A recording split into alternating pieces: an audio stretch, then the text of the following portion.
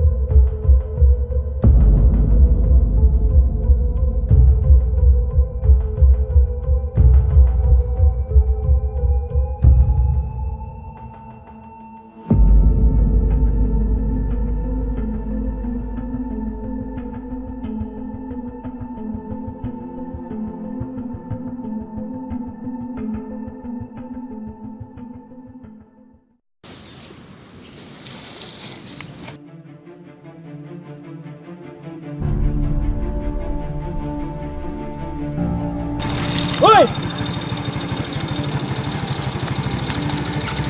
Wait, I saw him before. But where?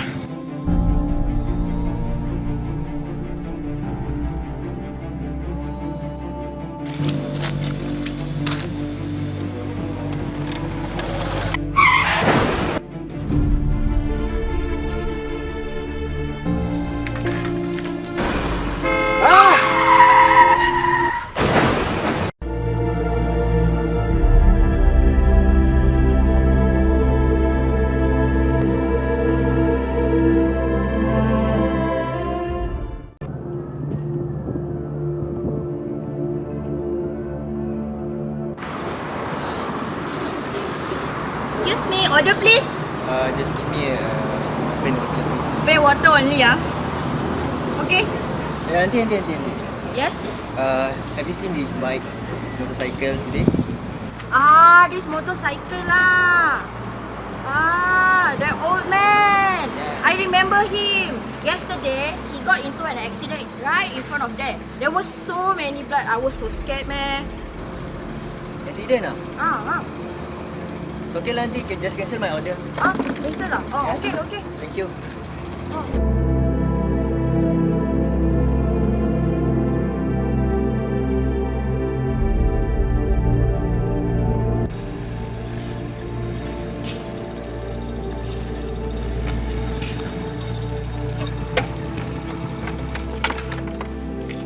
Assalamualaikum, Uncle.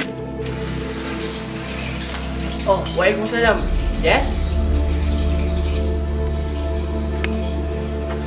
Assalamualaikum, Uncle. Actually, I want to ask about motorcycle that involved with accident.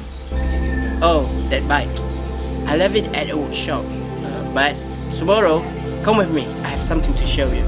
Oh, okay. I will come tomorrow. Thank you.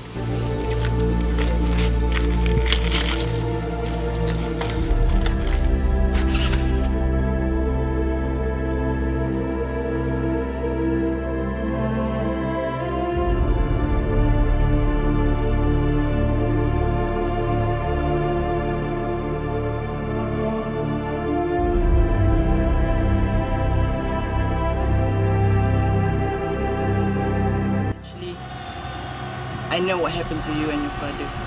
I saw what happened to you and your father. I was the one who drove the motorcycle, and I'm not the guilty one. There was actually another car that hit you and your father. I want to help you, but at that time I wasn't running away. I was calling for some help.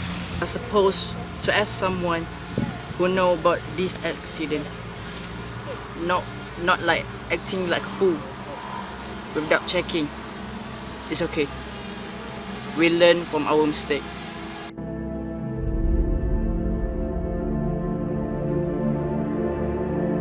Assalamualaikum Zaki.